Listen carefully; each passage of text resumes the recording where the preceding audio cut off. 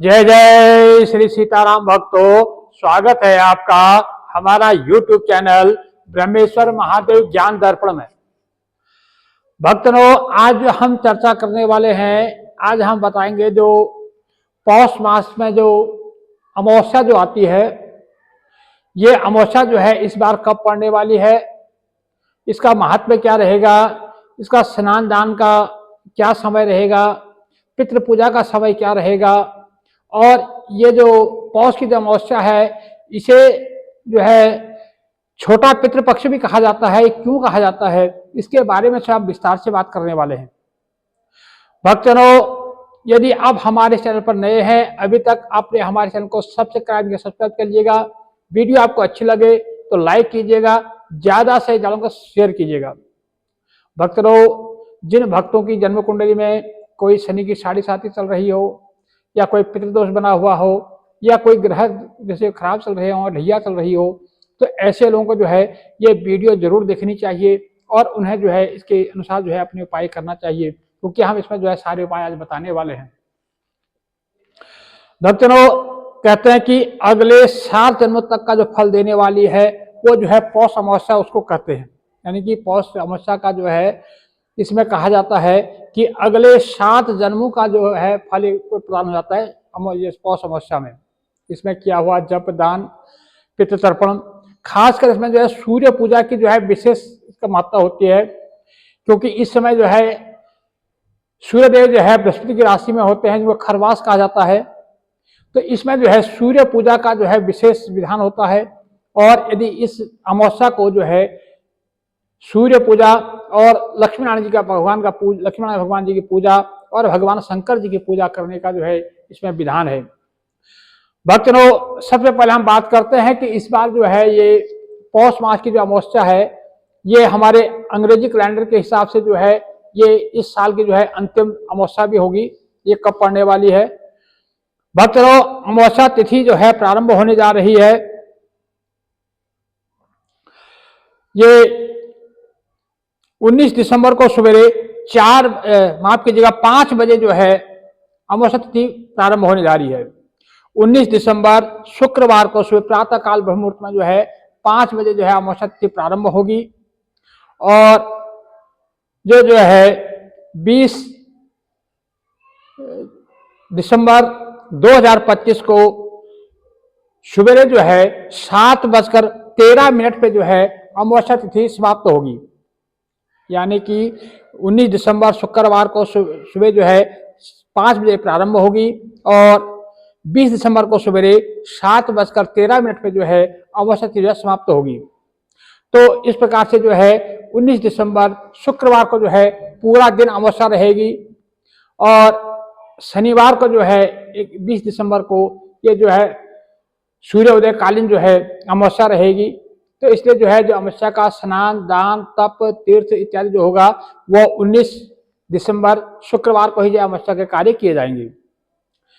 भक्तों, ये जो है उस दिन जो सुबह ब्रह्म मुहूर्त का जो समय रहने वाला है वो सुबह 5:31 से लेकर के 6:19 तक का जो समय है वो ब्रह्म मुहूर्त का समय रहेगा।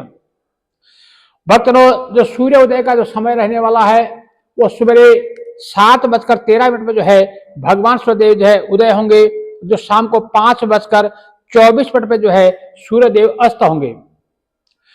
भक्तों, इस दिन जो पूजा का जो मुहूर्त रहने वाला है, जो प्रातःकालीन जो पूजा मुहूर्त रहेगा वो 5:47 से लेकर के 7:13 के बीच में जो है सुबह प्रातःकालीन पूजा का समय रहेगा।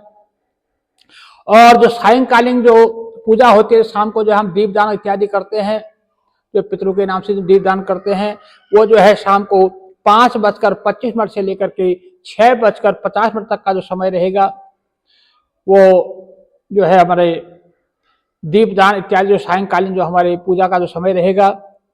और जो पितृ पूजा जो होती है उसमें जो है दोपहर में जैसे पितरों के जो तर्पण इत्यादि करते हैं उसका दोपहर का उसमें किया जाता है। तो उसका जो समय रहने वाला है दोपहर में 12:02 से लेकर के 12:45 का जो है अति महापुण्य काल बनने वाला है। और वैसे जो है 11 बजे से लेकर के दोपहर में जो है 2 बजे के बीच में जो है पितृ संबंधित कार्य किए जा सकते हैं। भक्तों, इसमें जो अमृत काल का जो समय रहने वाला है, जो पूजा के लिए सबसे विशेष जो अमृत काल का जो समय होता है, वो दिन में 1 बजे से लेकर के 2:48 तक का जो समय है वो अमृत काल का समय रहने वाला है। भक्तों, इसमें जो है जो इस अमावस्या तिथि में जो है पितरों के नाम पर वैसे जो पितृ तर्पण इत्यादि किए जाते हैं और भगवान सूर्यदेव की पूजा की जाती है। और अमावस्या तिथि जो है माता लक्ष्मी को जो है अति प्रिय है, इसलिए जो है इसमें लक्ष्मी नारायण भगवान का भी इसमें पूजन किया जाता है और भगवान शंकर जी की जो है पूजा की जाती है। भक्तों, अमावस्या के दिन हमें क्या करना चाहिए और क्या नहीं करना चाहिए। अमावस्या को जो है हमें सवेरे सबसे पहले ब्रह्म मुहूर्त में उठ करके स्नान करना चाहिए। यदि संभव हो तो किसी गंगा, जमुना इत्यादि किसी पवित्र नदी में जाकर हमें स्नान करना चाहिए। यदि ऐसा संभव नहीं हो तो अपने घर पर ही जो स्नान करते हैं उस जो स्नान का जल है उसमें गंगा, जमुना इत्यादि कोई पवित्र नदी का जल है उसे मिला करके और उससे जो है स्नान करना चाहिए। उसके पश्चात स्नान से निवृत्त होकर के सबसे पहले भगवान सूर्यदेव को अर्घ्य देना चाहिए और भगवान सूर्यदेव को अर्घ्य देने के बाद सूर्यदेव को नमस्कार करें, धरती को नमस्कार करें, अपने घर में जो बड़े बुजुर्ग हैं उन सबको नमस्कार करना चाहिए। उसके पश्चात जो अपने घर में जो अपना देव मंदिर है, पूजा का स्थल है, वहां पर बैठ करके तो आप मंदिर की साफ सफाई कर लें अच्छी तरह से।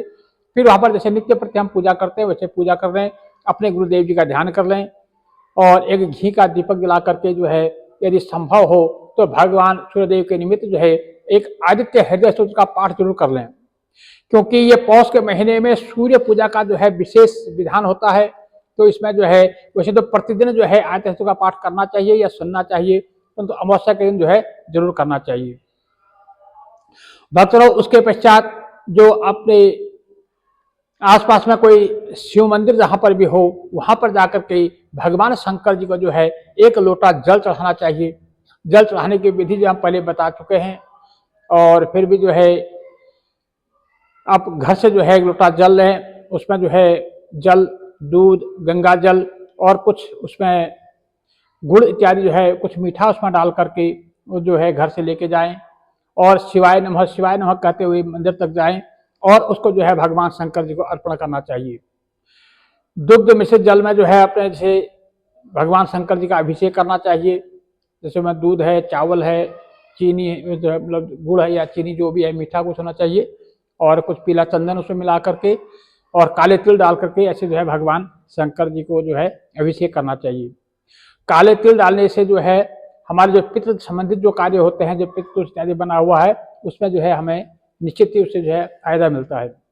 भक्तों, भगवान शंकर जी को जो है अभिषेक करने के पश्चात जो भी आपके घर के आसपास में कोई जो है देव वृक्ष जैसे पीपल का वृक्ष हो तो उसके जड़ में भी जो है उसी प्रकार से काले तिल, दूध और मीठा मिश्रित जो है जल चढ़ाना चाहिए और अपने पितरों के निमित्त जो है दक्षिण को मुँह करके अपने पितरों को जो है नमस्कार करना चाहिए और पितरों को संबंधित जो है उनसे प्रार्थना करनी चाहिए। यदि संभव हो तो पितृ गायत्री का जाप करना चाहिए, नहीं तो श्री पितृदेवाय नमः कह करके भी आप जो है पितृ संबंधी कार्य कर सकते हैं। भक्तों, उसके पश्चात जो है सारा दिन हमें जो है सात्विक रहना है, किसी प्रकार का हमें क्रोध नहीं करना है, आलस्य नहीं करना है, झूठ नहीं बोलना है, नाखून, बाल इत्यादि नहीं काटने हैं और हमें जो है बिल्कुल सात्विक और पवित्रता का विशेष ध्यान रखना है, ब्रह्मचर्य का पालन करना है और किसी भी के साथ जो है क्रोध या दुर्व्यवहार नहीं करना है। खास करके जो बड़े बुजुर्ग अपने आसपास पर रहते हैं, अपने घर में या अपने आस पड़ोस में जो बड़े बुजुर्ग हैं, जो हमारे माता पिता तुल्य है, उनको जो है कभी कष्ट नहीं देना चाहिए बल्कि उनकी सेवा करनी चाहिए। और इस दिन जो है ब्राह्मण भोजन का जो है विशेष महत्व होता है। पितृ तर्पण करें और पितरों के निमित्त पिंडदान इत्यादि कर सकते हैं। बहुत से लोग जो है अमावस्या का व्रत भी करते हैं, तो अमावस्या का व्रत करते हैं तो अति उत्तम है और इस प्रकार से जो है अपने पितरों के निमित्त जो भी कार्य आप कर सकते हैं और ब्राह्मण भोजन जरूर करना चाहिए। ये पौष अमावस्या के दिन जो है दान का विशेष महत्व होता है। हम अमावस्या को दान करना चाहिए। जैसे मैं पहले बताता हूँ कि पूर्णमासी और अमावस्या को जो है घर में कुछ न कुछ मीठा जरूर बनाना चाहिए, या मीठी खीर इत्यादि बनवा करके उसे जो है अपने जो आसपास में कोई देव मंदिर हो वहाँ जो है ब्राह्मण को जो है बुला करके अपने घर में जो है भोजन कराना चाहिए। और या जो है आप ऐसा नहीं कर सकते हैं तो आप जो है खीर का या मतलब वैसे भोजन का सामान जो है आप उनको दान कर सकते हैं। वैसे तो इसमें तो बहुत से लोग जो है जैसे लंगर इत्यादि लगाते हैं, लोगों को जो है गरीबों को भोजन वितरित करते हैं। इसमें जो है वस्त्र, कंबल, जैसे अब सर्दी का दिन है, गर्म वस्त्र है, कंबल इत्यादि आप दान कर सकते हैं। भक्तजनों, इस प्रकार से कम ज्यादा नहीं भी कर सकते हैं तो अपने सामर्थ्य अनुसार एक ब्राह्मण के भोजन के निमित्त जितना सीधा हम निकालते हैं, एक ब्राह्मण के भोजन के निमित्त उतना हमें दान जरूर करना चाहिए। वो दान आप अपने कुल पुरोहित को दे सकते हैं, या आपके आसपास में कोई देव मंदिर हो, धर्म स्थान हो, वहां पर आप दान कर सकते हैं। भक्तजनों, इस प्रकार से सात्विक रहना चाहिए। और सायंकाल के समय इस दिन जो है माता लक्ष्मी और विष्णु, भगवान विष्णु जी का जो है पूजन करना चाहिए, क्योंकि माता लक्ष्मी को जो है अमावस्या से अति प्रिय है। जिनके घर में जो है लक्ष्मी माता नहीं टिकती है, कहते हैं कि भाई हमारे घर में कमाई तो होती है परंतु बरकत नहीं होती है, उनको जो है इस दिन सायंकाल में लक्ष्मी नारायण भगवान का पूजन करना चाहिए और दीपदान करना चाहिए। माता लक्ष्मी का जब पूजन करते हैं उसमें हमेशा एक बात मैं बार बार बोलता हूं, जहां पर जो है हम शक्ति का उपासना करते हैं वहां लंबी बाती का दीपक जलाना चाहिए। खड़ी बाती का दीपक न जला करके लंबी बाती का दीपक हो, घी का दीपक जला करके लक्ष्मी नारायण भगवान का पूजन करना चाहिए। अपने घर के मुख्य दरवाजे के बाहर जो है दक्षिण दिशा को मुंह करके एक जो है तिल के तेल का अथवा जो है सरसों के तेल का एक दीपक जलाना चाहिए। उसमें थोड़ा काला तिल डाल करके अपने पितरों को जो है याद करना चाहिए। इसके अलावा कोई पीपल का वृक्ष हो, बड़ का वृक्ष हो, वहां पर जो है दीपदान करना चाहिए। बहता हुआ जल, कोई गंगा इत्यादि जो है वहां पर आप दीपदान कर सकते हैं। कुएं के पास आप दीपदान कर सकते हैं। आपके आसपास में कोई भी देव मंदिर हो, उस देव मंदिर में जो है आपको दीपदान करना है। खासकर भगवान शंकर जी का मंदिर हो तो वहां से जो है आपको घी की जो है दीपक जरूर जलाना चाहिए। और इस प्रकार से आपको जो अपने पितरों के निमित्त कुछ ना कुछ जरूर करना चाहिए। ऐसी मान्यता होती है कि अमावस्या तिथि के दिन जो है हमारे पितृ जो है धरती पर आते हैं और सायंकाल में जब सूर्य अस्त हो रहे हो तो उसके में जो है वो फिर जो है अपने लोग को जाते हैं।